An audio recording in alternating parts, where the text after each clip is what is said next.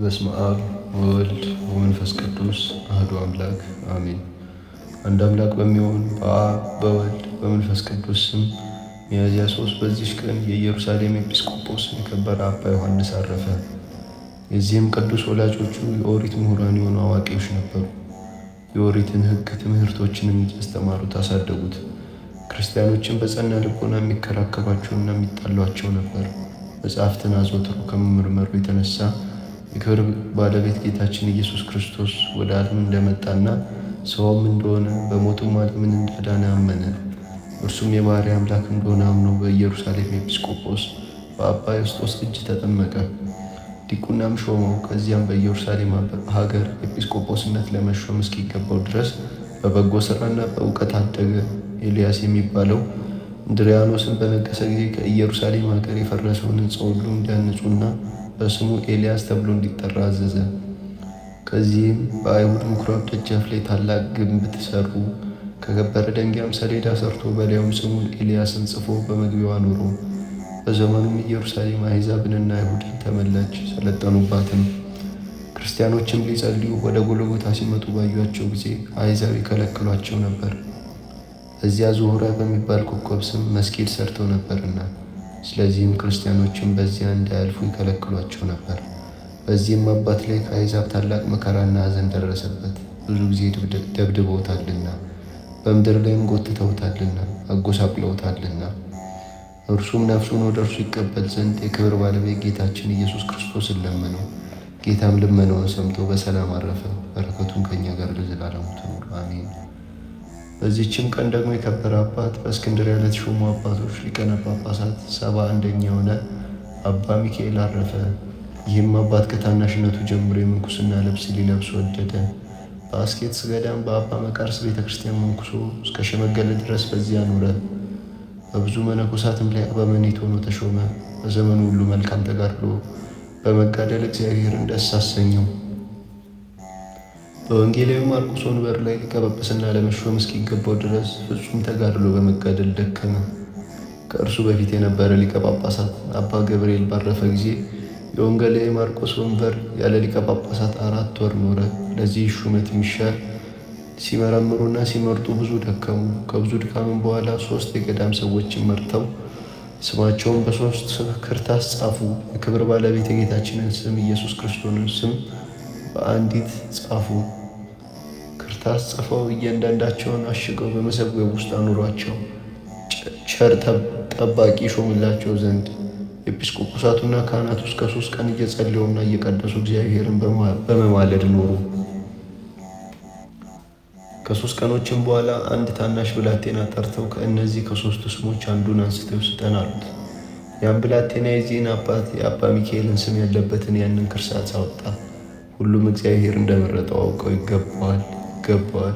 ይገባዋል እያሉ ሊቀ ጵጵስና ሾሙት። እርሱም በሹመቱ ላይ ሆኖ እንደሚገባ በመልካም አመራር ስራውን መራ። የሚጽፍለትም ጸሐፊ መረጡለት። ስለ ምዕመናን አጠባበቅና ስለ ማስተማር ወደ ሀገሮች ሁሉና ወደ ኤጲስቆጶሳት መልእክትን ይልክ ነበር። እርሱም ከኃጢአታቸው ተመልሰው ንስሐ እንዲገቡ ሕዝቡን ይመክራቸውና ይገሥጻቸው ነበር። እግዚአብሔርን ይፈሩት ዘንድ ንጽሐ ነፍስ ንጽሐ ልቦና ያለው ሰው ሆነ። የዚህን ዓለም ጣዕም ያለውን ምግብ አይሻም አይመኝም። ክብሩንም ቢሆን ወይም ጥሪቱን ድሆችንና ችግረኞችን አስቦ ይመጽውታቸው ነበር እንጂ።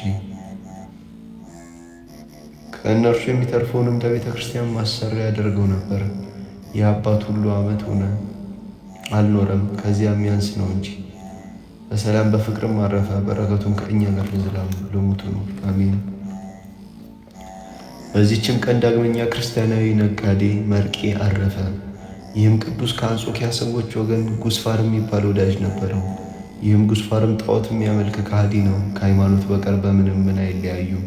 ከዕለታትም በአንዲቱ መርቄና ጉስፋር ነበግዱድ በሚባል አገር ለንግድ ሂደው ሰው በሌለበት በበረሃ ውስጥ 5 ቀን ተጓዙ። ክርስቲያናዊ መርቄም ባለጸጋ ነው። ከእርሱ ጋራም 40 ልጥር ወርቅ ነበረ። በጎዳና በጉዞ ላይም እያሉ ለሞት የሚያደርስ ደዌ መርቄ ታመመ። ከዚያም ራሱን አጽናንቶ እንዲህ ብሎ ጻፈ። ከባሪያህ ልጅ ከባሪያህ መርቄ ከእኔ ያለ በጥቁር በቅሎ የተጫነ 40 ልጥር ወርቅ ለአንተ ይሁን። ጌታ ኢየሱስ ክርስቶስ የሕያው እግዚአብሔር ልጅ የክብር ባለቤት ሆይ ስለ በደሌ ይቅር ብለኸኝ መንግሥተ ሰማያትን ትሰጠኝ ዘንድ ለልጆቼ ለሚስቴ ወይም ለዘመዶቼ አይሁን ብያለሁ። ይህችን ደብዳቤ ጠቅልሎ ወዳጁ ጉስፋርን ጠራው፣ የሚለውን ሁሉ ያደርግለት ዘንድ አማለው። ከዚያም በምሞትበት ጊዜ አትንከኝ፣ ግን ይህን 40 ልጥር ወርቅ እንደተጫነ ከበቅሎ ጋር ወስደህ የክብር ባለቤት ለሆነ ለሕያው እግዚአብሔር ልጅ ለጌታ ኢየሱስ ክርስቶስ በእጁ ስጠው። ለልጆቼ እንዳትሰጥ ከእርሱ በቀር ለማንም ቢሆን አትስጥ አለው። ጉስፋርም እንዲህ ብሎ መለሰለት፣ አንተ ራስህ ሞቶ ተነስቶ ወደ ሰማይ ወጣ የምትል አይደለህምን? እኔ ወደ ሰማይ ወጥቼ ልሰጠው እችላለሁን?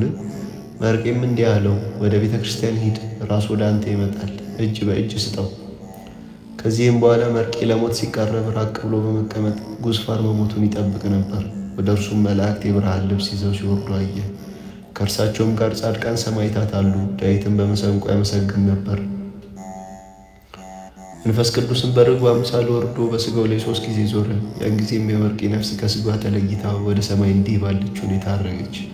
2 አንበሶችም መጡ፣ ምድሩንም ቆፍረው ቀበሩት። ጉስፋርም ተነሳ፣ የመርቄንም ወርቅ ጭኖ ስለ አየው ሁሉ እያደነቀ ሄደ።